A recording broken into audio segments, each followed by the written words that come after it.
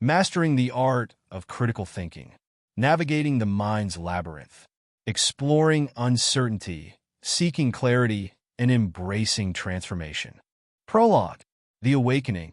The autumn rain pelted against the windows of the downtown coffee shop as I, Malin, sat staring at the resignation letter on my laptop screen. After 5 years at Anderson & Partners Consulting, I had crafted what I believed to be a perfectly logical argument for my departure. Yet my finger hovered uncertainly over the send button, paralyzed by doubt. The barista called out another order, the steam wand screaming as it frothed milk for someone's late afternoon latte. The familiar sounds of the coffee shop had become my thinking sanctuary over the years, but today they offered little comfort. My mind wandered back to the morning's meeting, where I had witnessed yet another colleague's idea being dismissed without proper consideration, victims of the company's groupthink culture I had grown to despise. "Mind if I join you?" A voice interrupted my thoughts. I looked up to find an elderly gentleman with kind eyes and silver hair, gesturing to the empty chair across from me. The cafe was packed with people seeking shelter from the rain, so I nodded, quickly minimizing my resignation draft. "I couldn't help but notice you've been staring at your screen for the past 30 minutes, he said, settling into the chair. "The way you're frowning at it, I'd say you're facing quite the decision." I smiled politely, not particularly interested in sharing my professional crisis with a stranger. But something in his gentle demeanor made me pause. "I'm Professor James Morrison," he continued, "retired now, but I spent 40 years teaching critical thinking and decision analysis at the university. And if there's one thing I've learned, it's that sometimes the hardest decisions are the ones where we think we're being perfectly logical, but we're actually trapped in our own mental maze." I raised an eyebrow, intrigued despite myself. "What do you mean by mental maze?" "Well," he said, taking a sip of his coffee, "most people believe they're thinking critically when they're actually just reinforcing their existing beliefs. True critical thinking is about navigating through our biases, questioning our assumptions, and understanding the complex web of factors that influence our decisions." I glanced at my laptop, thinking about my carefully crafted resignation letter. But what if you've analyzed all the logical reasons for making a choice? "Ah," he smiled. "But have you really? Or have you simply built a convincing argument that supports what you already want to do?" Critical thinking isn't just about constructing logical arguments. It's about understanding the deeper patterns of how we think and make decisions. Over the next 2 hours, as the rain continued to pour outside, Professor Morrison shared insights that would fundamentally change how I approached not just this decision, but every aspect of my life. He spoke about the importance of questioning not just others' assumptions, but our own. He explained how our emotions, while often dismissed in logical analysis, actually play a crucial role in decision-making when properly understood and integrated. "The problem with most people's approach to critical thinking," he explained, drawing a diagram on a napkin, "is that they treat it like a tool to be pulled out when needed, rather than a fundamental way of engaging with the world. They use it to justify decisions they've already made, instead of as a way to truly understand and evaluate situations." As he spoke, I began to see how my approach to the situation at work had been limited by my own unexamined assumptions. Yes, I had logical reasons for wanting to leave, but had I truly explored all angles? Had I considered how my own biases might be coloring my perception of the situation? Critical thinking, Professor Morrison continued, is really about developing a more sophisticated relationship with truth. It's about understanding that most significant decisions aren't simply right or wrong, but rather complex webs of trade-offs and opportunities. He pulled out a worn leather notebook from his bag. "I've spent the last few years documenting real-life applications of critical thinking principles. Not the academic theories, but the practical ways people can use these skills to navigate their daily lives more effectively." As he shared stories from his notebook, tales of people who had transformed their lives by learning to think more critically, I began to see my own situation in a new light. The resignation letter on my laptop suddenly seemed less like a solution and more like a symptom of a deeper need to develop my critical thinking skills. "The beauty of critical thinking," he said, closing his notebook, "is that it's not just about making better decisions. It's about understanding ourselves and the world more deeply. It's about learning to navigate complexity with confidence rather than seeking simple answers to complex questions. As our conversation drew to a close, Professor Morrison offered to share more of his insights over the coming weeks. Consider it a journey, he said, one that will challenge you to question everything you think you know about how you think. I accepted his offer without hesitation, recognizing that I stood at the threshold of something important. The resignation letter could wait. First, I needed to learn how to think about thinking itself. As I walked home that evening, the rain having finally ceased, I realized that what had started as a day of career crisis had transformed into the beginning of a much more significant journey. Professor Morrison's insights had opened my eyes to a fundamental truth, that while we all think we think critically, few of us truly understand what that means or how to do it effectively. The next few months would prove to be transformative, as Professor Morrison's lessons in critical thinking would challenge me to examine not just my career decisions, but every aspect of how I engage with the world. This is the story of that journey, a journey that would teach me that critical thinking is not just a skill to be learned, but a way of life to be embraced. Little did I know then that this chance encounter would lead me down a path that would completely transform my understanding of decision-making, problem-solving, and the very nature of thought itself.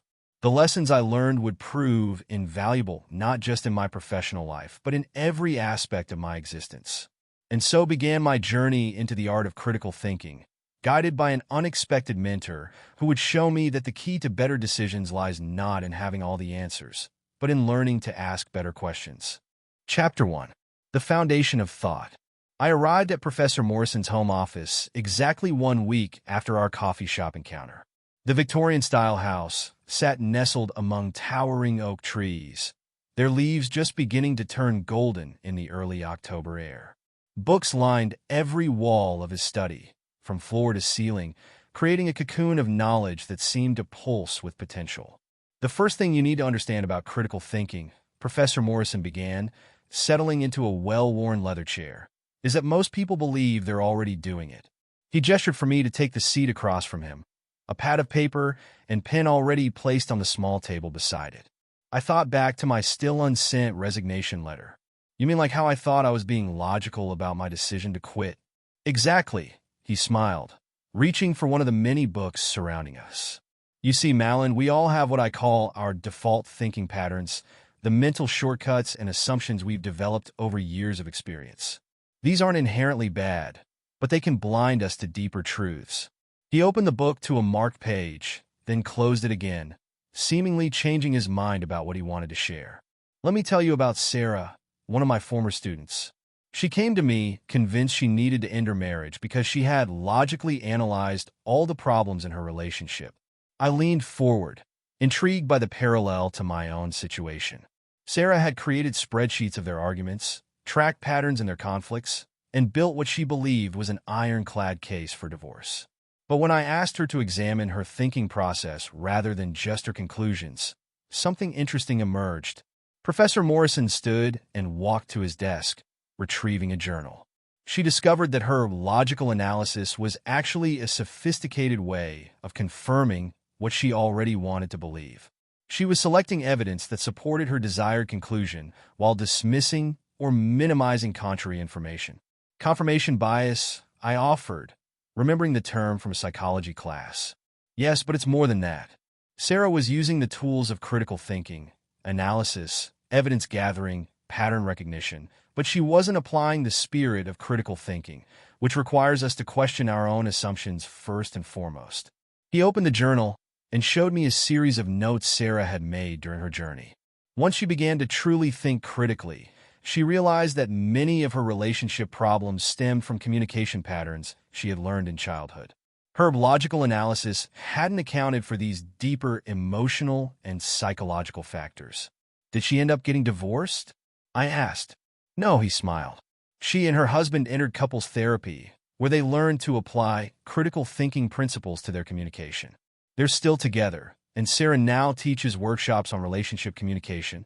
I felt a twinge of discomfort, wondering how many of my own decisions had been exercises in sophisticated self-deception rather than true critical thinking.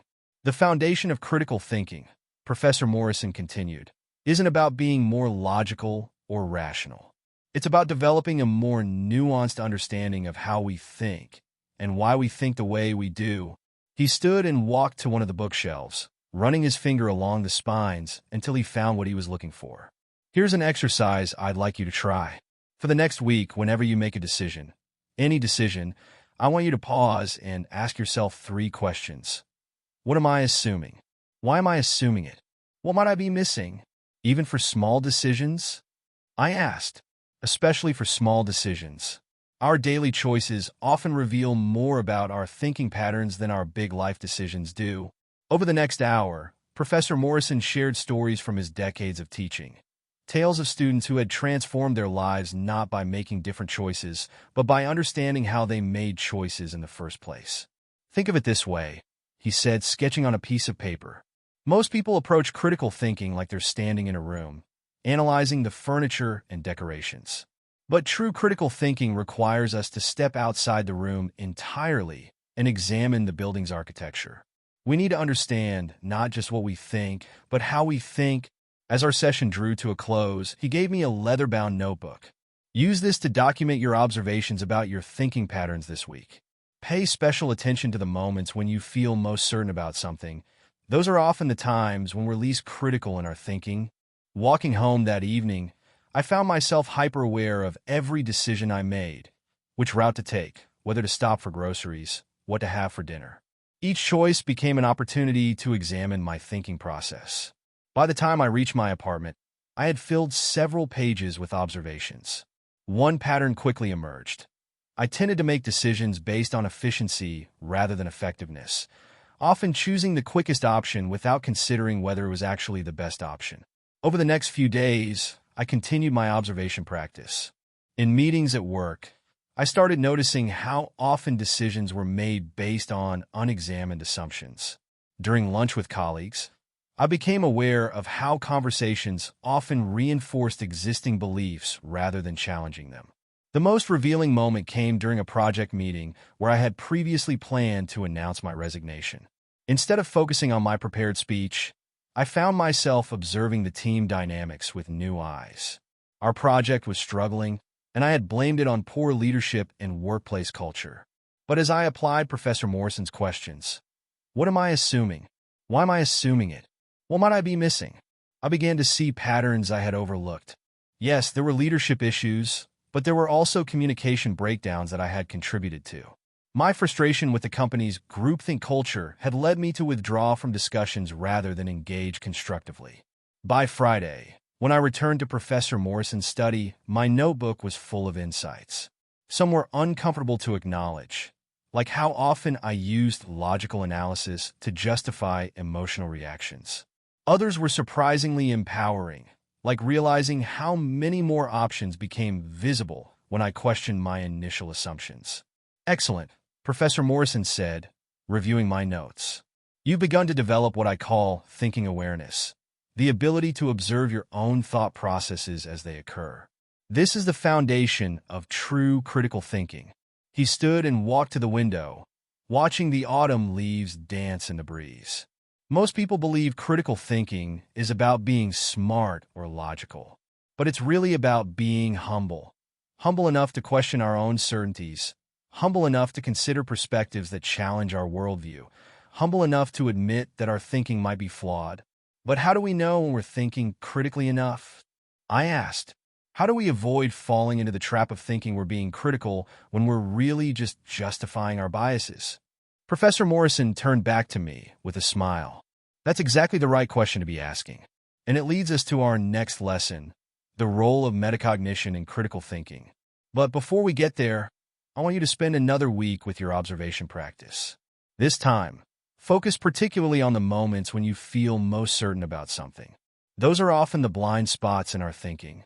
As I left his house that evening, my mind was buzzing with new questions and insights.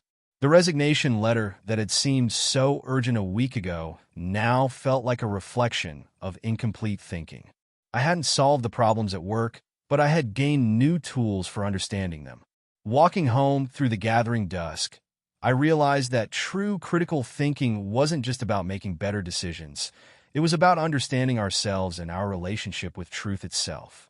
It was about developing the capacity to hold multiple perspectives simultaneously, to question our own certainties, and to remain open to new insights even when we think we have all the answers. The foundation of critical thinking, I was beginning to understand, wasn't about becoming more logical or analytical. It was about developing a more sophisticated relationship with our own thoughts, recognizing our biases and assumptions, and learning to navigate the complex territory between certainty and doubt. As I reached my apartment, I opened my notebook to a fresh page and wrote, "The journey of critical thinking begins not with learning new ways to think, but with understanding how we already think. It's about building awareness before building skills, about questioning before answering, about understanding before judging." Little did I know that this was just the beginning of a journey that would transform not just how I thought about thinking, but how I approached every aspect of my life. The foundation was laid, but the real work was just beginning. Chapter 2. The Dance of Logic and Emotion. "You look troubled," Professor Morrison observed as I entered his study the following week. The autumn wind had whipped my hair into disarray, but it wasn't just the weather that had me unsettled. I tried applying what we discussed about questioning assumptions at work. I began sinking into the now familiar leather chair. But it didn't go quite as planned. The professor leaned forward, his eyes twinkling with interest. "Tell me about it." I recounted the meeting from earlier that day. Our team had been discussing a major project overhaul, and I'd attempted to challenge some long-held assumptions about our clients' needs. What I'd intended as constructive criticism had somehow devolved into a heated argument with Marcus, one of our senior managers. I was being perfectly logical, I insisted, pulling out my notebook where I'd documented my analysis.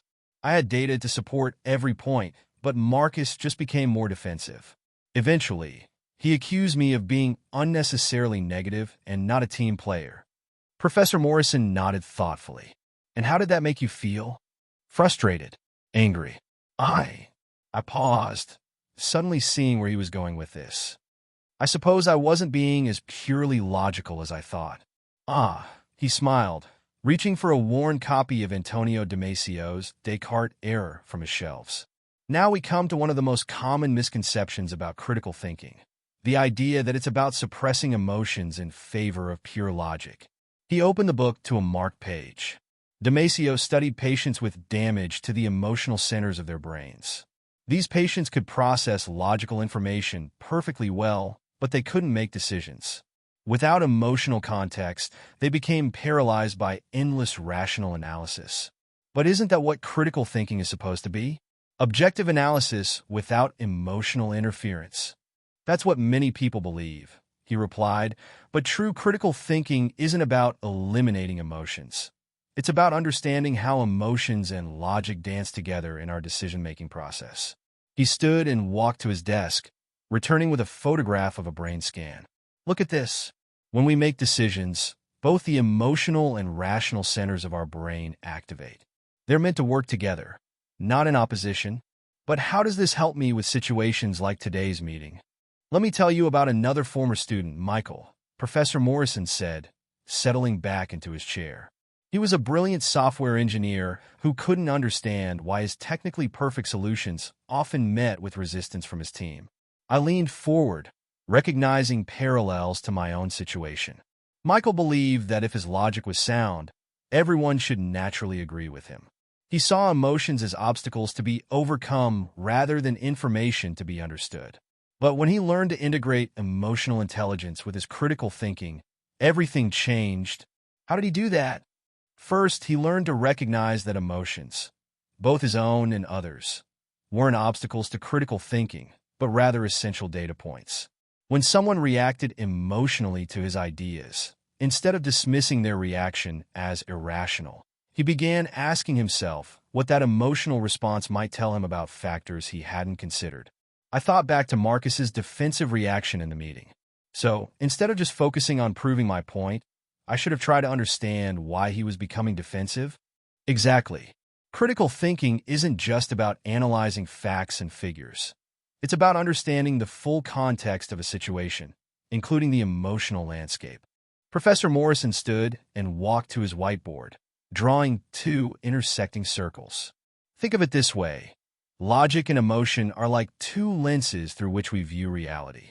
Using only one gives us a flat, incomplete picture. We need both for true depth perception. Over the next hour, he shared techniques for integrating emotional awareness into critical thinking. We discussed how to recognize emotional triggers, both in ourselves and others, and how to use that awareness to deepen our analysis rather than derail it. For your next week's practice, he said as our session drew to a close, I want you to pay attention to the emotional undercurrents in your decision-making process. Don't try to suppress them. Just observe how they influence your thinking. As I left his house that evening, my mind was already working on how to repair the situation with Marcus. Instead of just focusing on proving my points, I needed to understand the emotional context that made him resistant to change. The next day, I asked Marcus for a coffee meeting. This time, instead of presenting my analysis, I started by asking about his concerns and fears regarding the project changes. To my surprise, he opened up about pressure he was facing from upper management and his worries about team morale. By acknowledging and addressing the emotional aspects of the situation, we were able to have a much more productive discussion about the logical merits of different approaches.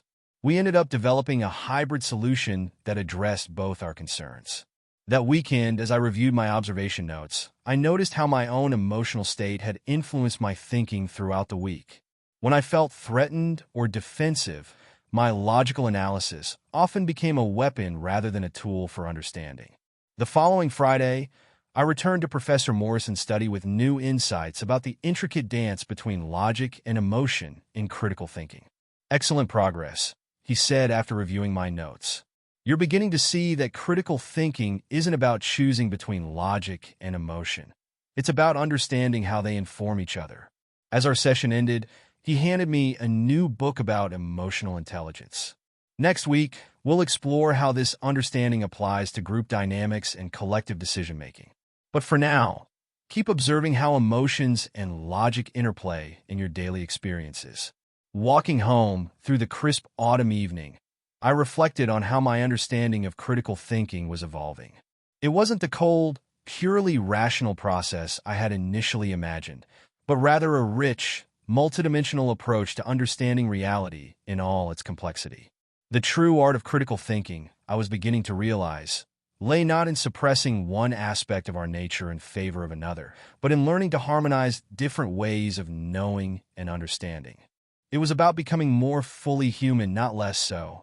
The street lamps flickered on as darkness fell, and I smiled, thinking about how much more there was still to learn.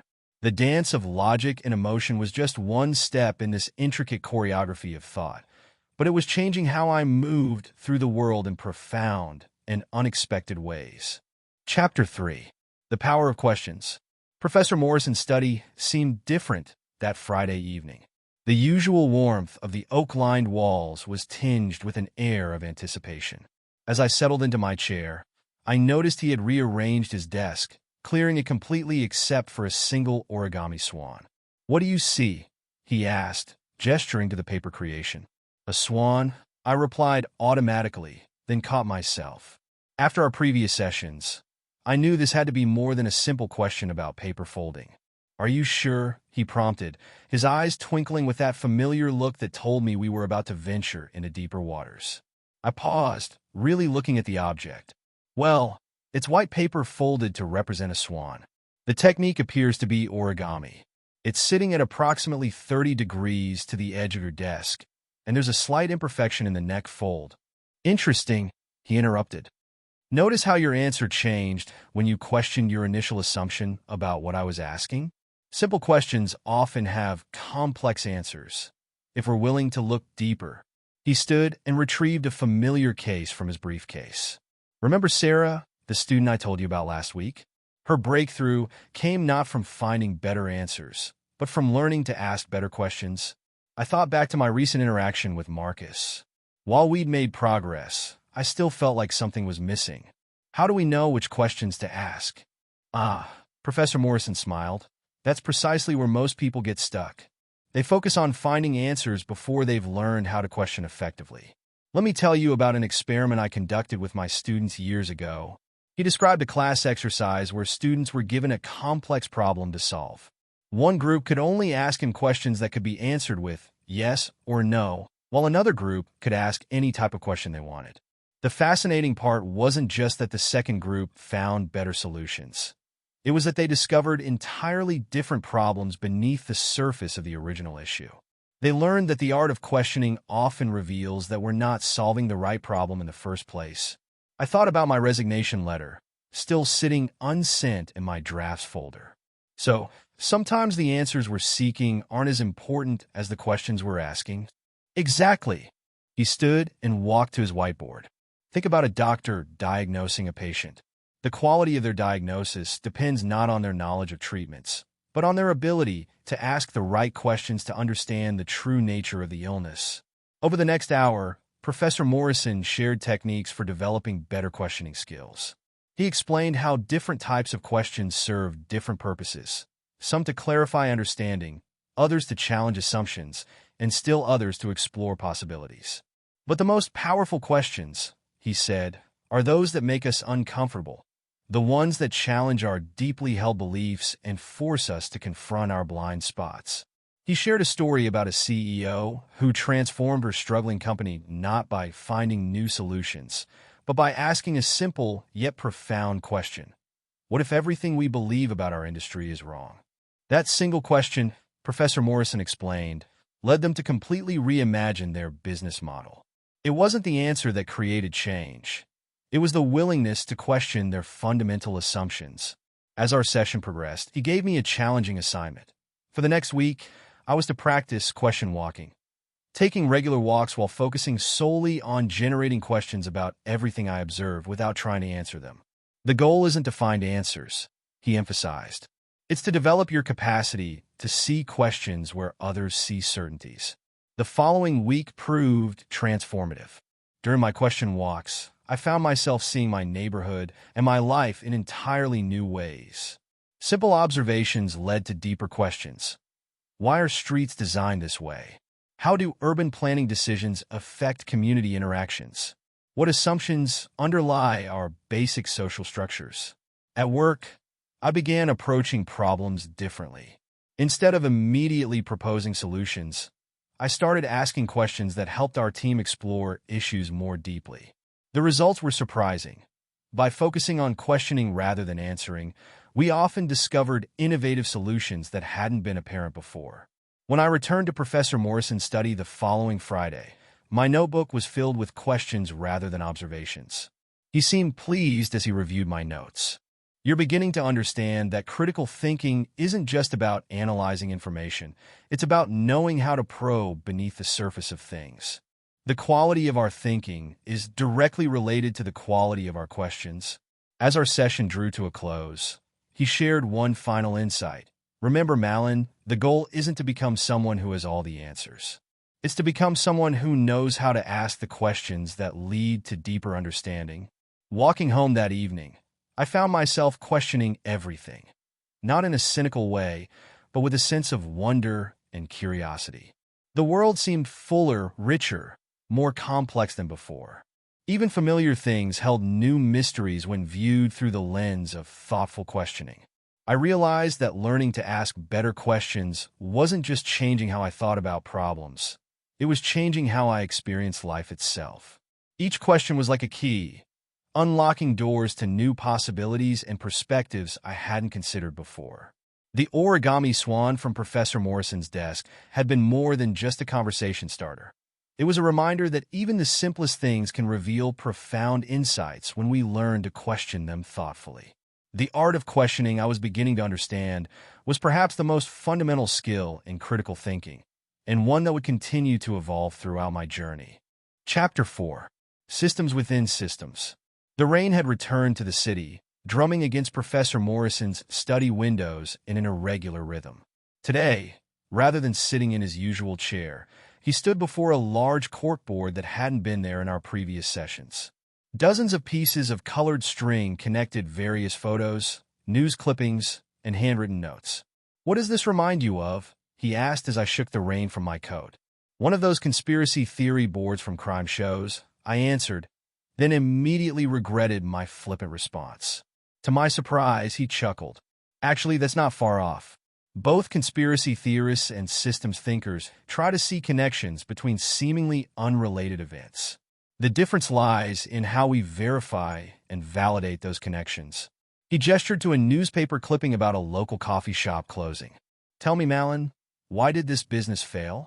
Probably poor management or insufficient capital, I offered, drawing from my business background. Maybe competition from larger chains? Those might be factors, he nodded, but let's dig deeper. See these other articles? He traced a red string from the coffee shop closure to stories about rising real estate prices, changing neighborhood demographics, and city zoning regulations. Everything is connected to everything else, he continued. The coffee shop didn't exist in isolation. It was part of multiple overlapping systems: economic, social, regulatory, even environmental. Understanding these interconnections is crucial for true critical thinking. I thought about my own situation at work. Is this why some solutions that seem logical in isolation end up causing unexpected problems? Exactly. His eyes lit up. Let me tell you about Elena, another former student. She was a city planner who proposed what seemed like a perfect solution to traffic congestion: widening a major thoroughfare. The logic was impeccable. More lanes equal better traffic flow. He paused, tracing another string on his board. But what happened instead? Let me guess. It didn't work? Worse than that, the wider road actually increased congestion. This phenomenon is called induced demand. Better roads encourage more people to drive, creating more traffic. But that wasn't all. The project affected local businesses, property values, pedestrian safety, and community cohesion. Elena learned that even small changes can ripple through multiple systems in unexpected ways. Over the next hour, Professor Morrison introduced me to the basics of systems thinking. He showed how seemingly separate problems often share common underlying structures, and how solutions in one area can create unforeseen consequences in another. The challenge, he explained, is that our minds naturally want to simplify complex situations. We look for linear cause and effect relationships when reality is more like a web of mutual influences. He pulled out a series of case studies from his files. Each documented how well-intentioned solutions had created unexpected problems because their implementers hadn't considered the broader system implications. Remember the CEO I mentioned last week? Her company's turnaround came not just from asking better questions, but from understanding how different parts of her organization influenced each other. She realized that her company's problems weren't isolated issues to be fixed one by one, but symptoms of deeper, systemic patterns. My mind wandered to the project issues at work. We've been treating each problem as a separate challenge. But what if they were all connected? What if our solutions in one area were creating new problems in another? I can see those wheels turning, Professor Morrison smiled. For next week, I want you to create your own systems map. Start with any problem you're facing and trace its connections to other issues. Don't worry about being right. Focus on discovering relationships you might have missed before. The following week proved eye-opening. I began seeing connections everywhere. Our project delays weren't just about inefficient processes. They were linked to communication patterns, team structure, company culture, and even broader industry trends. I brought my systems map to our next session, spreading it across Professor Morrison's desk. It was nowhere near as elaborate as his corkboard, but it revealed patterns I'd never noticed before. Notice how your understanding of the problem has evolved, he said, examining my work. You're no longer looking for a single cause or solution. You're seeing the whole dance of relationships that creates and maintains the current situation. He pointed to a particular cluster of connections. And see here? When you understand these relationships, you can identify leverage points, places where small changes might create large positive effects throughout the system. As our session drew to a close, Professor Morrison added one final insight. Remember, Malin, the goal isn't to understand everything. That's impossible. The goal is to recognize that everything exists within systems, and that true solutions often require us to work with these systems rather than against them. Walking home that evening, I saw my city with new eyes. Each storefront, each passing car, each person hurrying through the rain was part of countless overlapping systems. The complexity was overwhelming, but also strangely beautiful. I realized that systems thinking wasn't just another analytical tool. It was a fundamental shift in how we see the world. It reminded us that nothing exists in isolation, that every action has ripple effects, and that true understanding requires us to embrace complexity rather than shy away from it. The rain had stopped by the time I reached my apartment, but its effects lingered in the puddles reflecting the streetlights, each ripple a reminder of how one change could influence an entire system. I opened my notebook and began sketching new connections, knowing that this was just the beginning of a deeper understanding of how everything connects to everything else. Chapter 5. Dancing with Uncertainty. Professor Morrison's study was unusually dark when I arrived for our next session. The curtains were drawn, and only a single desk lamp illuminated the room. As I entered, he placed a peculiar object on the desk between us, a kaleidoscope. "Look through this," he instructed, "and tell me what you see." I lifted the kaleidoscope to my eye. Fragments of colored glass shifted and danced, forming intricate patterns that transformed with the slightest movement. "Beautiful patterns," I began, "but they keep changing. Just when I think I can describe one, it becomes something else entirely." "Exactly," he smiled, turning on another lamp. "That's a perfect metaphor for what we're discussing today. How to think critically and make decisions when everything keeps shifting." I thought about the major project decision looming at work. We had mountains of data, countless opinions, but still no clarity on the right path forward. How do we make good decisions when we can't be certain of anything? He leaned back. "Now that's the real question, isn't it? Let me tell you about Marcus Chun, a former student who ran a tech startup." Professor Morrison described how Marcus had paralyzed his company by waiting for certainty before making decisions. He thought if he just gathered enough data, the right choice would become obvious. Instead, his competitors moved ahead while he remained stuck in analysis paralysis. "So what's the alternative?" I asked. "Just making snap decisions?" "Not at all," he replied, standing to retrieve a book from his shelf. "The key is understanding that uncertainty isn't an obstacle to overcome. It's a fundamental part of reality that we need to work with." He opened the book to a marked page. "Look at this quote from a quantum physicist. The more precisely you measure a particle's position, the less precisely you can know its momentum. This principle applies far beyond physics. Often, the more we try to pin down one aspect of a situation, the more uncertain other aspects become." Over the next hour, Professor Morrison introduced techniques for making decisions under uncertainty. He explained how successful decision-makers embrace uncertainty rather than fight it, using it as a source of information rather than seeing it as an enemy to be vanquished. "Think of a jazz musician improvising," he suggested. "They don't know exactly what notes they'll play next, but they understand the structure within which they're working. They've developed the skills to respond to uncertainty creatively." He shared stories of leaders and thinkers who had made important decisions without complete information. They understood that waiting for certainty often means missing opportunities. The trick is learning to dance with uncertainty rather than being paralyzed by it. For my weekly assignment, he gave me an unusual task. I was to make 10 small decisions each day without allowing myself to gather additional information. "Notice how it feels," he instructed. "Pay attention to your discomfort with uncertainty and how it influences your choices." The week that followed challenged me in unexpected ways. Even simple decisions, which route to take to work, what to have for lunch, became exercises in managing uncertainty. I began to notice how often I used the pursuit of more information as a way to avoid making choices. At work, I started approaching our project decisions differently. Instead of seeking perfect certainty, I began asking different questions. What do we know for sure? What can we reasonably assume? What must remain uncertain? How can we move forward while acknowledging these uncertainties? When I returned to Professor Morrison's study the following Friday, my notebook was filled with insights about my relationship with uncertainty. "Excellent," he nodded, reviewing my notes. "You're beginning to see that uncertainty isn't just something to be reduced or eliminated. It's often a valuable source of information itself." He explained how our discomfort with uncertainty can actually be a guide, pointing us toward important aspects of a decision we might otherwise overlook.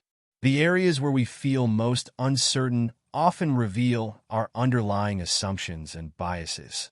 As our session drew to a close, he handed me the kaleidoscope. Keep this as a reminder. Like those shifting patterns, reality is constantly changing. The goal isn't to pin everything down, but to develop the skills to navigate through uncertainty with wisdom and grace. Walking home that evening, I played with the kaleidoscope, watching the patterns shift and change. I realized that my desire for certainty had often prevented me from seeing the beauty and possibility in situations where everything wasn't clear-cut. The project at work no longer seemed like a problem to solve, but rather a landscape to navigate. The uncertainty around our decisions wasn't an obstacle, but an invitation to think more creatively, to consider possibilities we might have missed if everything had been clear from the start. As the street lights flickered on, I understood that embracing uncertainty wasn't about becoming comfortable with chaos. It was about developing the confidence to move forward thoughtfully even when we couldn't see the entire path ahead. The kaleidoscope in my pocket served as a tangible reminder that sometimes the most beautiful patterns emerge when we stop trying to force everything into fixed shapes and instead learn to dance with the ever-changing nature of reality. Chapter 6. The Patterns Beneath. The autumn chill had fully settled in as I climbed the steps to Professor Morrison's study. Today, his desk was covered with what appeared to be a collection of seemingly random objects: a pine cone, a nautilus shell, some photographs of river systems taken from above, and a diagram of the human circulatory system. "What do these items have in common?" he asked as I settled into my chair, still warming my hands from the cold outside. I studied the objects carefully, remembering our previous lessons about questioning assumptions and looking deeper. After a moment, I noticed something. They all seemed to have similar branching patterns, despite being completely different things. His face lit up. "Exactly.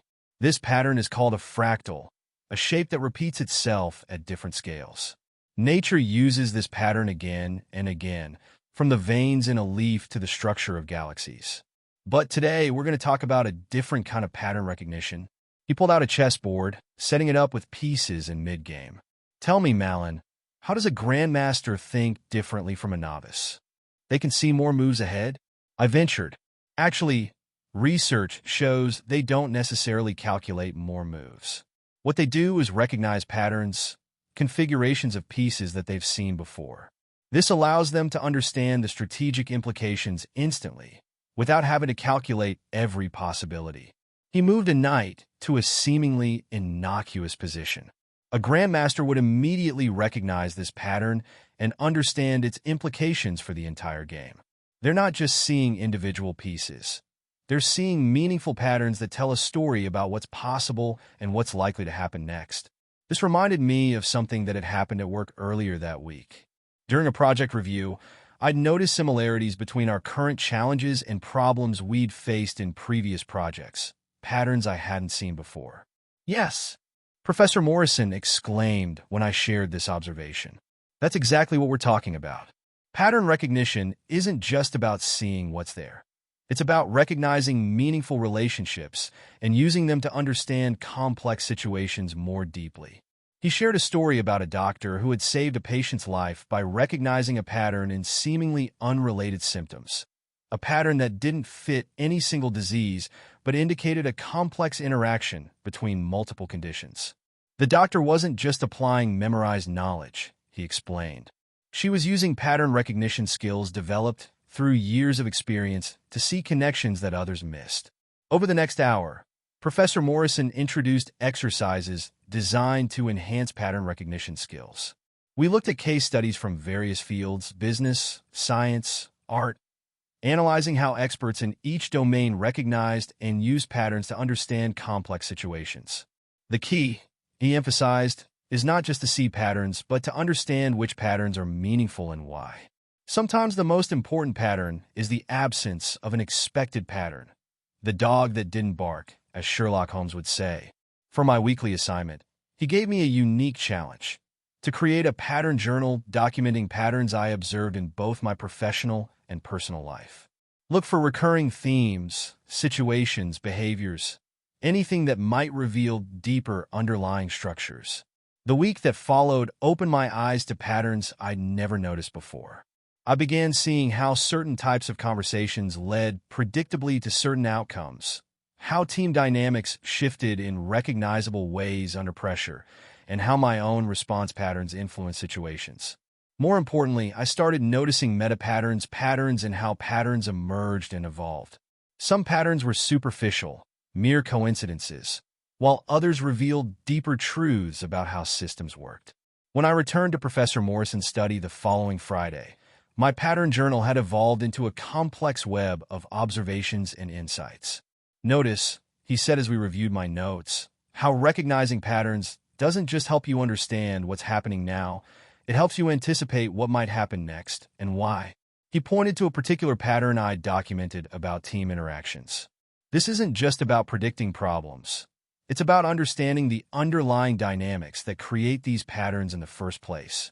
As our session drew to a close, he returned to the collection of objects on his desk. Remember, patterns are everywhere, but not all patterns are equally meaningful. The art is in learning to distinguish between patterns that reveal truth and those that merely confirm our existing beliefs. Walking home that evening, I found myself noticing patterns everywhere, in the way people move through the crowded streets, in the rhythm of traffic lights, in the flow of conversations around me. But now I was beginning to distinguish between superficial similarities and deeper, more meaningful patterns. The world hadn't changed, but my ability to read it had. Pattern recognition, I realized, wasn't just about seeing what was there. It was about understanding the hidden grammar of reality, the underlying structures that shape how things work and evolve. As the streetlights flickered on, casting interconnected shadows on the sidewalk, I understood that this was just the beginning. Each pattern recognized was a key that could unlock new levels of understanding, revealing ever more subtle and significant patterns beneath. Chapter 7. The Intuitive Edge. Professor Morrison's study felt different that evening. Instead of his usual academic setup, the room was arranged more like a living room, with comfortable chairs gathered around a small coffee table. Steam rose from 2 cups of tea, and the scent of jasmine filled the air. Sometimes, he began before I could even settle into my chair, the most critical thinking happens when we appear to not be thinking at all. I must have looked confused because he chuckled. Tell me, Malin, have you ever had a moment when you just knew something was right or wrong, without being able to explain why? Like gut instinct? I asked, thinking about countless times I'd had hunches about people or situations that later proved correct. Exactly. Most people believe critical thinking and intuition are opposites. They think you have to choose between being analytical or going with your gut. But what if I told you that true mastery of critical thinking actually enhances your intuition, and vice versa? He reached for a worn journal on the table. Let me tell you about Dr. Sarah Chun, a trauma surgeon I studied during my research on decision-making. In the operating room, she often made split-second decisions that saved lives. When asked how she knew what to do, she would say she just felt it. But that's not critical thinking, is it? I interjected, thinking about all we'd learned about systematic analysis and pattern recognition. But here's where it gets interesting, Professor Morrison smiled. When we studied her decision-making process more closely, we found that her intuition wasn't separate from her analytical skills. It was the culmination of them. Her years of training and experience had created neural patterns that allowed her to process complex information faster than conscious thought.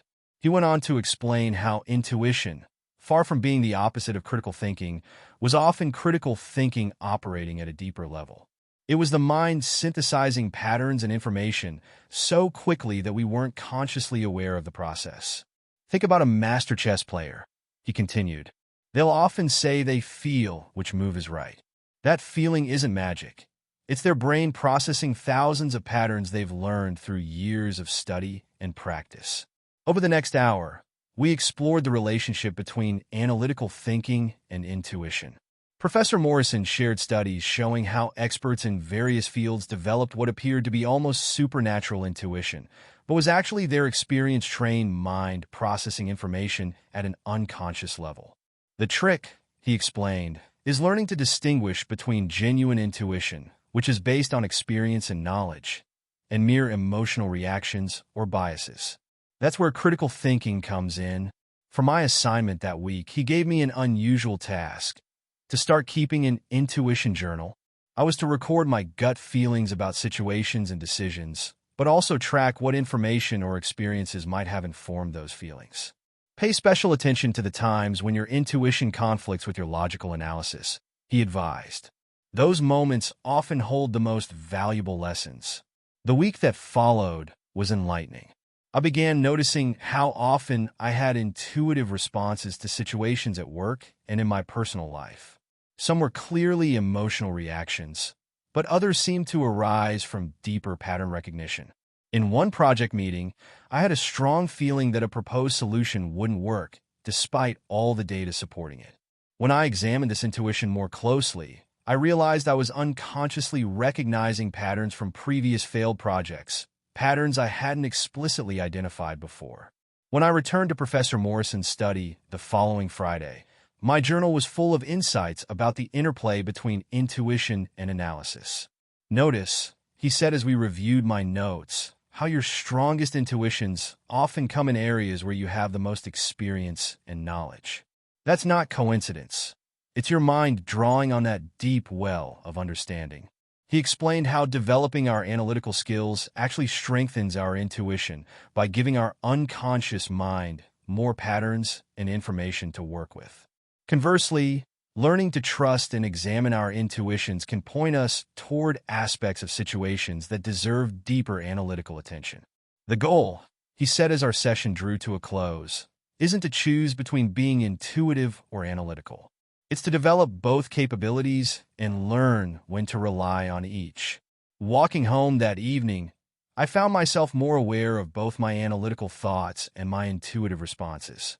Rather than seeing them as competing approaches, I began to understand how they could work together, each strengthening the other. The street lights cast long shadows, and I noticed how my mind automatically calculated safe paths through the darkness, while simultaneously feeling which route seemed right. Analysis and intuition working together, just as Professor Morrison had described. I realized that this integration of logical and intuitive thinking wasn't just about making better decisions. It was about developing a more complete way of understanding the world. It was about recognizing that true critical thinking engages all of our mental capabilities, not just our logical faculties. The autumn wind rustled through the leaves, and I smiled, knowing that each lesson was bringing me closer to a more integrated way of thinking and being. The journey was far from over, but I was beginning to understand how much richer our understanding becomes when we learn to honor both our analytical and intuitive wisdom. Chapter 8. Under Pressure. The clock on Professor Morrison's wall seemed to tick louder than usual that evening. Perhaps it was because time had been weighing heavily on my mind. That morning, our company had received news of a potential merger, and suddenly every decision felt more urgent, more consequential. "You seem distracted," Professor Morrison observed as I nearly knocked over my tea while setting down my bag. "We have 2 weeks to completely restructure our major project," I explained. "Everything we've been working on needs to be reevaluated, and everyone's looking to me for answers." He nodded thoughtfully, then walked to his bookshelf and pulled out what looked like an old pilot's manual. "Did you know that most airplane accidents occur not because of mechanical failure, but because of decisions made under pressure?" Opening the manual, he pointed to a checklist.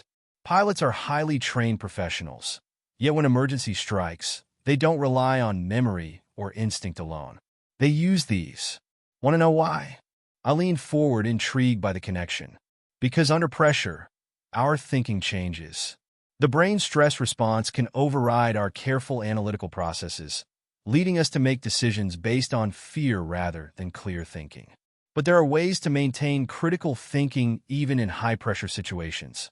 He shared the story of Captain Chesley Sullenberger, who successfully landed a disabled plane on the Hudson River. What's remarkable isn't just that he made the right decision, but how he made it. Even with only minutes to act, he maintained systematic critical thinking. Over the next hour, Professor Morrison introduced techniques for maintaining clear thinking under pressure. He explained how stress affects our cognitive processes and how to recognize when our decision-making is being compromised by urgency. The key, he explained, isn't to eliminate stress. That's impossible. It's to develop systems and practices that help us think clearly despite it. He described how emergency room doctors use structured protocols to maintain critical thinking during crisis situations. They're not abandoning careful analysis. They're using pre-established frameworks to guide their thinking when time is short. For my assignment that week, he gave me a challenge to develop my own emergency protocols for different types of pressure situations at work. Think of it as creating a pilot's checklist for your decision-making process. The timing couldn't have been better. As our company grappled with the merger news, I found myself using these techniques daily. I created simple frameworks for evaluating urgent decisions, established clear criteria for prioritizing tasks, and developed methods for maintaining perspective under pressure. One particularly challenging day, when conflicting demands seemed overwhelming, I remembered Professor Morrison's words about the importance of structured thinking. Instead of rushing to respond to every crisis, I took 10 minutes to map out the situation systematically. This small pause made a huge difference. By applying critical thinking tools, especially when time was short, I was able to see connections and solutions that might have been missed in a reactive response. When I returned to Professor Morrison's study the following Friday, my notebook was filled with insights about decision-making under pressure. Notice, he said as we reviewed my notes, how structure actually enables faster decision-making. When we have clear frameworks for thinking, we spend less time wrestling with uncertainty and more time evaluating options effectively. He explained how many people mistakenly believe that pressure situations require abandoning careful analysis in favor of quick reactions. In reality, the best decisions under pressure come from applying simplified versions of our critical thinking skills, not abandoning them altogether. As our session drew to a close, he shared one final insight. Remember, Malin, pressure doesn't have to be your enemy. Properly handled, it can actually sharpen your thinking by forcing you to focus on what's truly essential. Walking home that evening, I felt different about the challenges awaiting me at work. The pressure hadn't diminished, but my relationship with it had changed. I understood now that the key to handling pressure wasn't to wish it away, but to develop robust thinking systems that could withstand it. The street was busy with evening traffic, and I noticed how the traffic lights created order in what could otherwise be chaos. Similarly, I realized good decision-making frameworks create structure that helps us navigate complex situations, even under pressure. The merger was still looming, deadlines were still tight, but I now had tools to maintain clear thinking despite the pressure.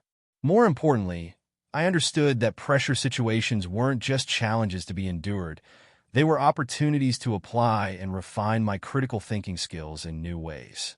The autumn wind carried the scent of wood smoke, and somewhere in the distance, a siren wailed, a reminder that pressure and urgency were constant companions in modern life.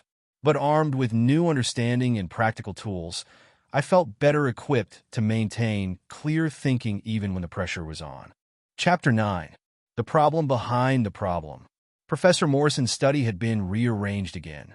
This time, several whiteboards stood in a semicircle, each covered with different versions of what appeared to be the same problem statement. A marine biologist, an economist, and a social worker walk into a meeting. He began an unusual twinkle in his eye. They're all there to discuss ocean pollution. The biologist sees an ecosystem in crisis. The economist sees a market failure. And the social worker sees a community health issue. Same problem, three entirely different frames. I thought about the merger challenges at work. Everyone seemed to see the situation differently. Finance saw numbers. HR saw people. Operations saw processes. How do we know which frame is right? He smiled. That's not quite the right question. The better question is, what does each frame reveal and conceal? And more importantly, how can reframing help us see solutions we might otherwise miss? He walked to one of the whiteboards and picked up a marker. Let me tell you about Clara Martinez, an urban planner who transformed a failing project by completely reframing the problem. Clara had been tasked with reducing traffic congestion in a growing city. Initially, the problem was framed as, how do we move more cars through the city faster? This led to traditional solutions: wider roads, optimized traffic signals, more parking.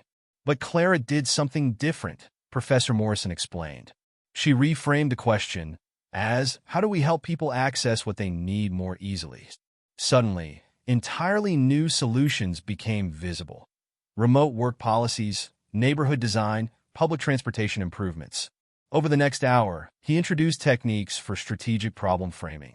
He showed how the way we define a problem often unconsciously limits the solutions we can see. Think of it like a camera lens, he explained. The frame you choose determines what's in the picture and what's left out. Change the frame, and you change what's possible. For my weekly assignment, he challenged me to take 3 pressing problems I was facing and reframe each in at least 5 different ways. Don't worry about solving them yet, he advised. Just practice seeing them from different angles. The week that followed transformed how I saw challenges at work.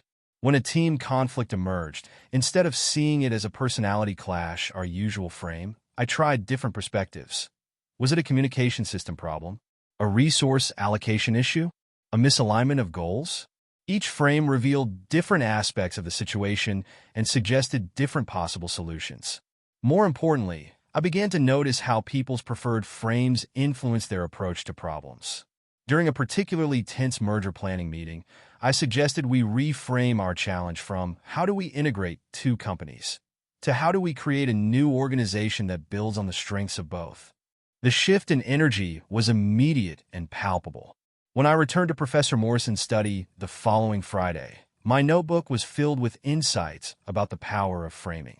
Notice, he said as we reviewed my notes, how reframing isn't just about finding better solutions. It's about understanding the problem more deeply. Sometimes the most important discovery is that we're solving the wrong problem. He shared examples from history where reframing had led to breakthrough innovations. The Wright brothers succeeded where others failed partly because they framed the problem of flight differently. Instead of focusing on power, they focused on control. As our session drew to a close, he left me with a powerful insight. The art of problem framing isn't about finding the right frame. It's about developing the flexibility to use multiple frames and the wisdom to know which frame serves us best in each situation. Walking home that evening, I found myself viewing the city differently. Every challenge I saw, from homeless people on the streets to construction delays, seemed to invite multiple frames of understanding. The merger no longer felt like just a corporate restructuring.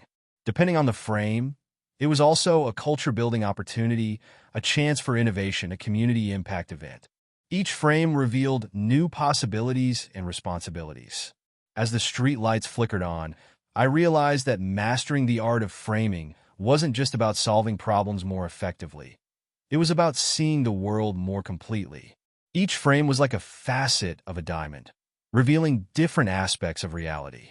The evening wind carried distant music from a street performer, and I smiled, thinking how even that could be framed in multiple ways, as art, as commerce, as community building. The world hadn't changed, but my ability to see it in different ways had expanded enormously. The journey of critical thinking, I was beginning to understand, wasn't just about analyzing what we see. It was about learning to see in new ways, about developing the flexibility to shift perspectives and frames as needed. Each new frame was a key that could unlock different possibilities and solutions. Chapter 10. The Feedback Loop. Professor Morrison's study was empty when I arrived. Instead of our usual setup, I found only a note on his desk. Meet me in the garden. Curious, I made my way through the French doors into his meticulously maintained backyard.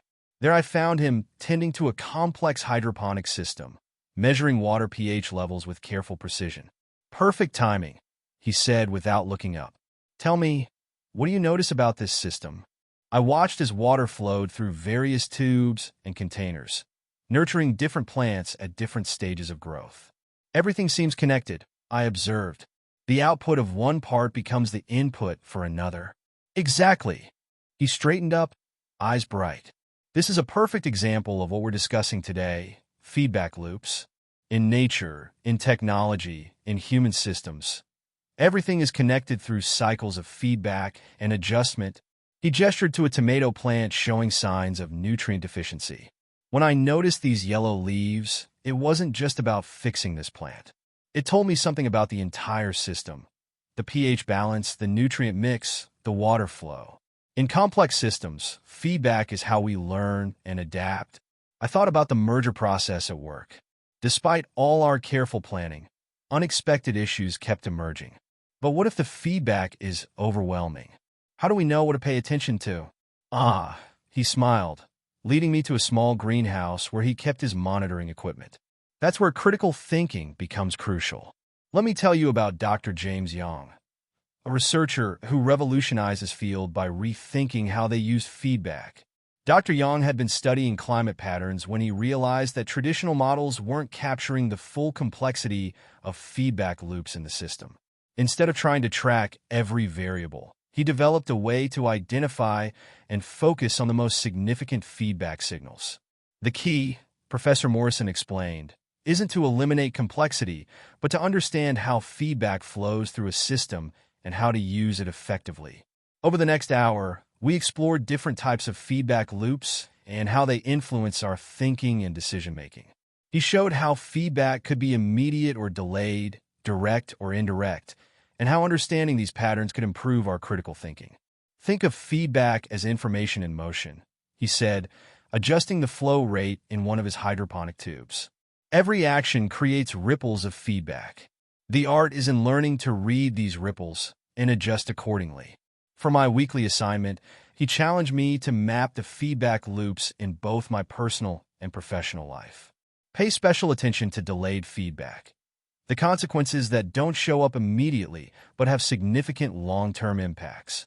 The week that followed opened my eyes to feedback patterns I'd never noticed before. At work, I began seeing how decisions made months ago were creating ripple effects through the organization. In team interactions, I noticed how subtle feedback, a raised eyebrow, a shift in tone, often carried important information. During a crucial merger planning session, I introduced a new feedback system that helped us catch potential issues earlier. Instead of waiting for problems to escalate, we created regular check-ins to gather and process feedback from all levels of the organization. When I returned to Professor Morrison's study the following Friday, my notebook was filled with observations about feedback patterns and their implications. Notice, he said as we reviewed my notes, how understanding feedback loops changes not just how we solve problems, but how we perceive them in the first place. He explained how master chess players use feedback from each move to constantly update their understanding of the game.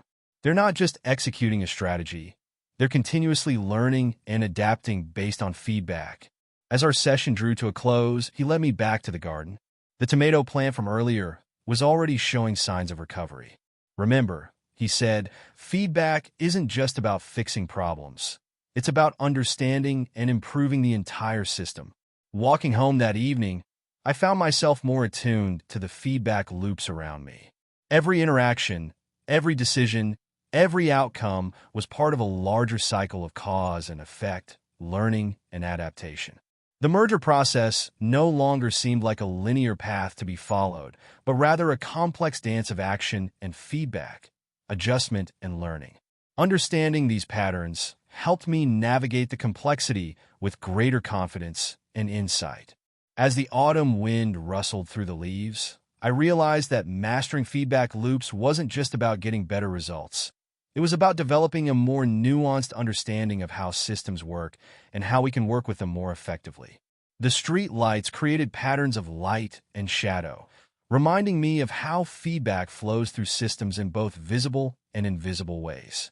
Each shadow, each reflection, was part of a larger pattern of information and response, teaching us if we knew how to listen and learn. Chapter 11. The Change Constant. The sky was heavy with winter's first snow when I arrived at Professor Morrison's study. Inside, the usual academic atmosphere had been transformed. His desk was covered with photographs showing the same forest landscape taken over decades, each image revealing subtle but significant changes. "What do you notice?" he asked, gesturing to the chronological sequence of images. I studied them carefully. The forest is constantly changing, but in different ways. Some changes are gradual, like the growth of trees, while others are sudden, like the aftermath of that storm damage. Precisely, he nodded, settling into his chair. And isn't that true of most systems? Change is the only constant, but it comes in many forms. The question is, how do we think critically about change itself? The question hit home.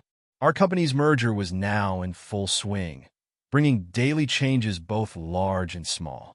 Some were planned, others unexpected, and navigating them all was proving challenging. Let me tell you about Dr. Elena Rodriguez. Professor Morrison began, pulling out a worn journal. She was studying organizational change when she made a fascinating discovery about how people process different types of change. Elena had found that people often struggled not with the change itself, but with their relationship to it. Some resisted gradual changes while adapting easily to sudden ones, others the opposite. The key was understanding these patterns and developing strategies for different types of change. Critical thinking about change, Professor Morrison explained, isn't just about analyzing what's changing, it's about understanding the nature of change itself and how we respond to it. Over the next hour, he introduced frameworks for thinking about change systematically. He showed how different types of change required different thinking strategies and how to maintain clear thinking during periods of significant transition. Most people, he noted, try to think about change the same way they think about stable situations. But change requires its own kind of thinking, more flexible, more adaptive, more attuned to patterns of transformation. For my weekly assignment, he gave me an unusual task: to create a change diary documenting not just what was changing in my work and life, but how I was thinking about and responding to different types of change. The week that followed was illuminating. I began noticing how different team members responded differently to change. Some thrived on rapid shifts while others needed time to process gradual transitions. More importantly, I started seeing patterns in my own responses to change. During a particularly challenging merger meeting, I found myself applying these insights. Instead of trying to force everyone to adapt at the same pace, I helped create a framework that acknowledged different change response patterns and worked with them rather than against them. When I returned to Professor Morrison's study the following Friday, my change diary was full of observations and insights. Notice, he said as we reviewed my notes, how understanding change as a process rather than an event changes how we think about it and work with it. He explained how master strategists throughout history had succeeded not by resisting change, but by understanding its patterns and working with them. The art isn't in controlling change, it's in dancing with it. As our session drew to a close, he returned to the forest photographs. Look at how the forest doesn't just survive change. It uses it to become stronger, more diverse, more resilient. That's what good critical thinking about change allows us to do. Walking home through the gently falling snow, I saw change differently. Each snowflake was part of a larger pattern of transformation, each moment a step in an ongoing process of becoming. The merger no longer seemed like a disruption to be managed, but a natural part of organizational evolution. Understanding change patterns helped me see opportunities where before I had only seen challenges. As the streetlights created shifting patterns in the falling snow, I realized that critical thinking about change wasn't just about adapting to it. It was about understanding its nature, its rhythms, its possibilities. The world was constantly transforming, and with it, our thinking needed to transform too. The art was in learning to think as fluidly as the changes we were trying to understand, to become as adaptive in our thinking as the systems we were trying to navigate. Chapter 12. The Creative Edge. Professor Morrison's study was transformed when I arrived that evening. The usual books and papers had been replaced by an eclectic collection of objects: a Rubik's Cube, several abstract paintings, a microscope, and what appeared to be architectural blueprints. Most people, he began as I settled in, think creativity and critical thinking are opposites. They imagine creativity as wild and unstructured, critical thinking as rigid and analytical. But what if they're actually two sides of the same coin? He picked up the Rubik's Cube, turning it thoughtfully. Consider this puzzle. Solving it requires both logical analysis and creative insight. You need to understand the patterns, yes, but you also need to imagine new possibilities. The merger at work came to mind. Despite all our careful analysis, our biggest breakthroughs had come from unexpected creative insights. But how do we reliably combine the two? Excellent question, he smiled.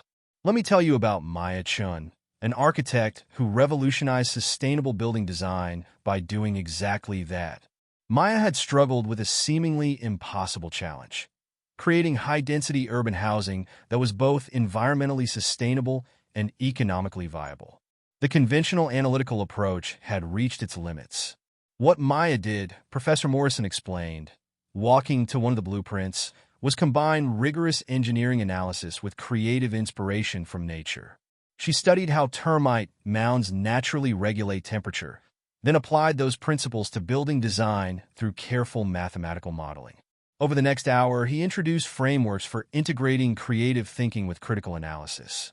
He showed how creativity could enhance our analytical abilities by revealing new patterns and possibilities, while critical thinking could help channel creativity in productive directions. Think of it like jazz improvisation, he suggested.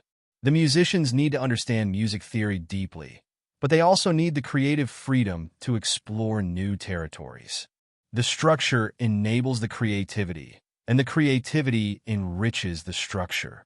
For my weekly assignment, he challenged me to tackle problems using both analytical and creative approaches in tandem. Start with analysis, then deliberately shift to creative thinking, then back to analysis. Notice how each mode influences and enhances the other. The week that followed brought surprising insights. During merger planning sessions, I began incorporating creative exercises alongside our analytical work.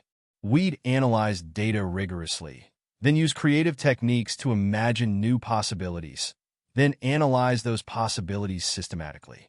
This integrated approach led to breakthrough solutions we might never have discovered through either method alone. When we combined creative brainstorming with critical analysis, new patterns and opportunities emerged. When I returned to Professor Morrison's study the following Friday, my notebook was filled with examples of how creativity and critical thinking had enhanced each other. Notice, he said as we reviewed my notes, how the most powerful insights often come at the intersection of creative and analytical thinking. Each mode of thought reveals aspects that the other might miss. He explained how innovations throughout history often resulted from this integration. Einstein's greatest insights came not just from mathematics, but from creative thought experiments. He combined rigorous analysis with imaginative exploration. As our session drew to a close, he returned to the Rubik's Cube. Remember, the goal isn't to choose between being analytical or creative. It's to develop the flexibility to use both modes of thinking and to understand how they can strengthen each other. Walking home through the winter evening, I found myself seeing the world through both lenses simultaneously. Every challenge became an opportunity for both analysis and creativity. Every situation an invitation to think both systematically and imaginatively. The merger process itself began to feel like a creative act guided by analytical insight. We weren't just combining two companies. We were imagining and creating something new, using both creative vision and careful analysis to shape its form. As the city lights reflected off the fresh snow, I realized that mastering this integration of creativity and critical thinking wasn't just about solving problems more effectively. It was about developing a more complete way of engaging with the world. The night air carried the distant sound of jazz from a nearby club, and I smiled at the synchronicity. Like those musicians, we were learning to combine structure and improvisation, analysis and creativity, in a dance of continuous discovery and innovation. Chapter 13. Thinking about thinking. Professor Morrison's study felt unusually quiet that evening. Instead of his typical energetic greeting, he sat in contemplative silence, watching snow fall outside the window. On his desk sat a single item, an antique mirror. "What do you see when you look in a mirror?" he asked as I settled into my chair. "Not just your reflection, but the act of seeing itself?" The question caught me off guard. After months of merger work, my mind was full of practical concerns about systems integration and team dynamics. This seemed oddly philosophical. Most people, he continued, turning from the window, spend their lives thinking about everything except their own thinking process. They're like fish unaware of the water they swim in. But the most powerful form of critical thinking involves understanding how we think. He picked up the mirror, angling it so it reflected the falling snow outside. This mirror doesn't just show us what's there, it allows us to see things from new angles, to observe what we normally can't see directly. Metacognition, thinking about thinking, works the same way. Over the next hour, he introduced frameworks for examining our own thought processes. He showed how understanding the patterns and habits of our thinking could help us make better decisions and solve problems more effectively. Think of it like being both the chess player and the observer watching the game, he explained. When you can step back and observe your own thinking process, you gain insights that aren't visible when you're just focused on the immediate situation. For my weekly assignment, he gave me what seemed like a simple task, to keep a thinking journal documenting not just what I thought about various situations, but how I was thinking about them. What assumptions was I making? What mental patterns was I following? What biases might be influencing my analysis? The week that followed transformed my approach to the murder challenges. Instead of just focusing on solutions, I began paying attention to how I and others were approaching problems. I noticed patterns in our thinking, how certain team members always jumped to particular types of solutions, how our past experiences shaped our analysis of current situations. During one crucial meeting about integrating IT systems, I caught myself falling into a familiar pattern of thinking that had caused problems in previous projects. By recognizing this pattern, I was able to step back and approach the problem differently. When I returned to Professor Morrison's study the following Friday, my thinking journal revealed insights I hadn't expected. Notice, he said as we reviewed my notes, how becoming aware of your thinking patterns gives you more choice in how you approach situations. You're no longer just reacting based on habit. You're consciously choosing how to think. He explained how master strategists throughout history had succeeded not just through clever thinking, but through understanding their own thinking processes deeply. This allowed them to adapt their thinking strategies to different situations and avoid common mental traps. As our session drew to a close, he returned to the mirror metaphor. Remember, the goal isn't just to think better. It's to understand how you think, why you think the way you do, and how to adapt your thinking to different situations. Walking home through the snowy evening, I found myself more aware of my thinking processes than ever before. Each decision, each analysis, became an opportunity not just to solve a problem, but to understand how I was approaching it. The merger challenges hadn't become any simpler, but my ability to navigate them had grown. Understanding my own thinking patterns helped me recognize when I was falling into unproductive mental habits and when I needed to adapt my approach. The streetlights created intricate shadows on the snow, and I smiled at how this simple observation triggered a cascade of metacognitive awareness. I was noticing not just the shadows, but how I noticed them, how I made meaning from them, how I connected them to other ideas. The journey of critical thinking, I realized, wasn't just about mastering techniques or accumulating knowledge. It was about developing a deeper understanding of our own mental processes, about becoming more conscious and intentional in how we think. Chapter 14, Leading with Critical Thinking. Professor Morrison's study had been transformed into what looked like a small conference room. Multiple chairs were arranged in a circle, and various team dynamics models were sketched on the whiteboards. On his desk sat a single chess piece, a queen. Interesting choice for a lone piece, I commented, gesturing to the queen. Ah, he smiled, picking up the black queen. The most versatile piece on the board. Like a good leader, it can move in any direction and influence the entire game. But even the queen needs support from other pieces to be truly effective. The timing was perfect. With the merger nearing completion, I had just been offered a leadership position in the newly integrated company. The prospect was both exciting and daunting. Leadership in critical thinking isn't about having all the answers, Professor Morrison began.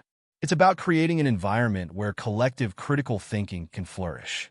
Let me tell you about Dr. Sarah Martinez's research on high-performing teams.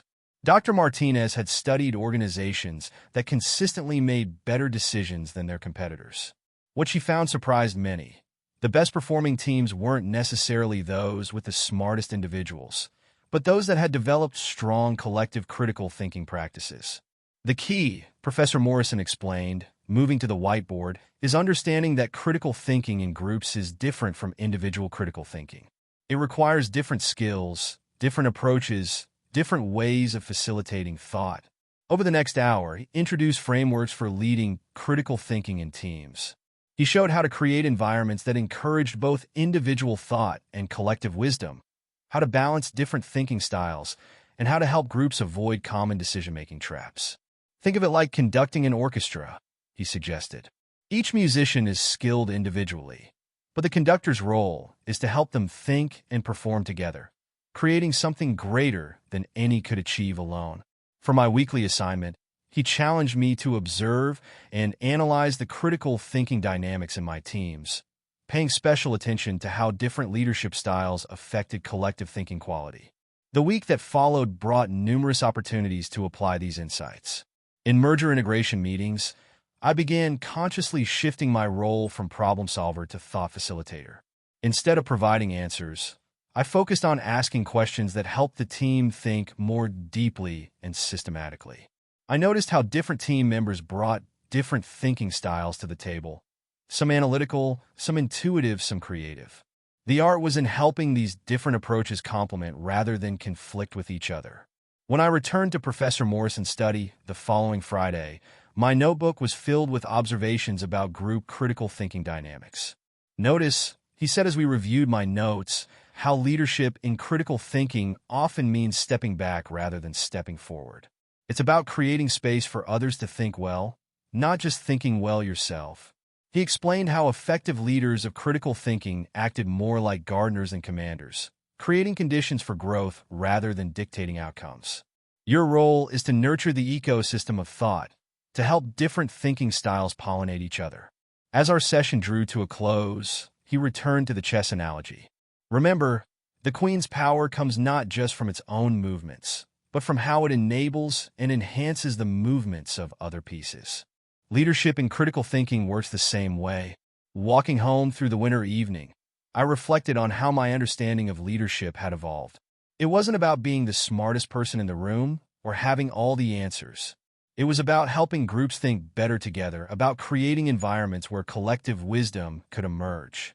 The merger now felt like an opportunity not just to integrate two companies, but to build a culture of critical thinking. Each meeting, each decision, each interaction was a chance to model and encourage deeper, more systematic thought. As the city lights reflected off the snow-covered streets, I realized that leading critical thinking was perhaps the most challenging and rewarding application of all we had learned. It required not just mastery of critical thinking skills, but the ability to help others develop and apply those skills in their own way. The night was clear and cold, the stars surprisingly visible despite the city lights. Like those distant points of light, I thought, each team member brought their own unique perspective. The art of leadership was in helping these individual lights form meaningful constellations of thought and understanding. Chapter 15. The Integration. Professor Morrison's study was bathed in early spring sunlight when I arrived for what would be our final regular session. The room had returned to its original configuration, but somehow everything looked different to me now. Each book, each artifact, each carefully placed item seemed to hold new meaning. "It's remarkable," he said, watching me take in the familiar space, "how the same room can look entirely different when viewed through new eyes." On his desk lay all the tools and symbols from our previous sessions. The kaleidoscope, the chess piece, the mirror, the Rubik's Cube, arranged in a deliberate pattern. Looking at them now, I could see how each represented not just individual lessons, but parts of a larger whole. "You've changed," he observed, settling into his chair. "Not just in how you think, but in how you understand thinking itself." I had. The merger was nearly complete, and my new leadership role was challenging me to apply everything I'd learned in increasingly complex ways. But more than that, I had developed a fundamentally different relationship with how I approached problems, decisions, and understanding itself. "Let me share one final story," Professor Morrison said, reaching for a leather-bound journal I'd never seen before. "It's about my own journey with critical thinking." He described how, early in his career, he had approached critical thinking as a collection of tools and techniques. Each new method was like adding another instrument to his toolkit. But over time, he realized something profound. True mastery wasn't about having more tools, but about understanding how all the pieces work together. Think of it like learning a language, he explained. First, you learn vocabulary and grammar rules separately. But true fluency comes when you stop thinking about the parts and simply express yourself naturally. Over the next hour, we reviewed the journey we'd taken together, but from a new perspective. Each lesson, from basic analysis to systems thinking, from managing uncertainty to leading others, was revealed as part of an integrated whole. The real power of critical thinking, he explained, comes not from applying individual techniques, but from seeing how they all connect and reinforce each other. It's about developing a new way of engaging with the world. For my final assignment, he gave me an unusual challenge to create what he called an integration map, a personal framework showing how all the elements of critical thinking connected in my own understanding and practice. The week that followed was transformative. As I worked on my integration map, I began seeing connections I'd never noticed before. Pattern recognition enhanced intuition, which informed systems thinking, which deepened pattern recognition. Each element strengthened the others in a continuous cycle of growth. In my leadership role, I found myself moving fluidly between different approaches, combining tools and perspectives in new ways to meet each unique challenge. The techniques had become so integrated that they no longer felt like separate tools, but rather facets of a single, comprehensive approach to understanding and decision-making. When I returned to Professor Morrison's study for our final session, my integration map had evolved far beyond what I'd expected. It wasn't just a diagram of connections. It was a representation of a new way of thinking and being. Notice, he said as we reviewed it together, how your map isn't just about techniques and tools. It's about how critical thinking has become part of who you are. He explained how this integration was the true goal of all our sessions. The individual lessons were important, but they were always in service of something larger, developing a more sophisticated, more nuanced way of engaging with complexity. As our final session drew to a close, he handed me a small box. Inside was a kaleidoscope similar to the one we'd used in earlier lessons, but uniquely designed to remind you that every turn, every shift in perspective reveals new patterns of possibility. Walking home through the early spring evening, I felt different. The city around me was the same, but my way of seeing and understanding it had fundamentally transformed. Every situation, every challenge, every interaction was an opportunity to apply not just individual critical thinking skills, but an integrated approach to understanding and action. The merger, now nearly complete, stood as a testament to this transformation. What had started as a daunting challenge had become an opportunity to apply and deepen my understanding of how different elements of critical thinking work together. As the first stars appeared in the darkening sky, I realized that this wasn't an ending, but a beginning. The integration of critical thinking skills wasn't a destination, but a foundation for continuous growth and learning. The spring air carried the scent of new growth, a fitting metaphor for the journey ahead. The tools and techniques we'd explored were no longer separate pieces, but part of a larger whole, a comprehensive approach to understanding and engaging with the complexity of life itself. Epilogue: the continuing journey. 1 year after my final session with Professor Morrison, I found myself back in his garden. The hydroponic system had grown more complex, new plants thriving alongside the old. Like the garden, I too had continued to grow and evolve. The merger had been successfully completed months ago, but that was just the beginning. My role had expanded beyond what I'd initially imagined, as the integrated approach to critical thinking Professor Morrison had taught me proved valuable in unexpected ways. Tea, he offered, emerging from his study with 2 steaming cups. The jasmine is from the new plants we added this spring. We settled into the garden chairs, surrounded by the gentle sounds of flowing water and rustling leaves. Spring was in full bloom, a fitting backdrop for reflection on growth and transformation. Tell me, he said, what has surprised you most about applying these principles in the real world? I thought about the past year, the challenges faced, the decisions made, the lessons learned anew in each situation. I think what surprised me most is how the integration of all these elements continues to deepen. It's not static, it keeps evolving. He nodded, a familiar twinkle in his eye. That's the true art of critical thinking. It's not about reaching a destination, but about continuing to grow, to see new connections, to understand more deeply.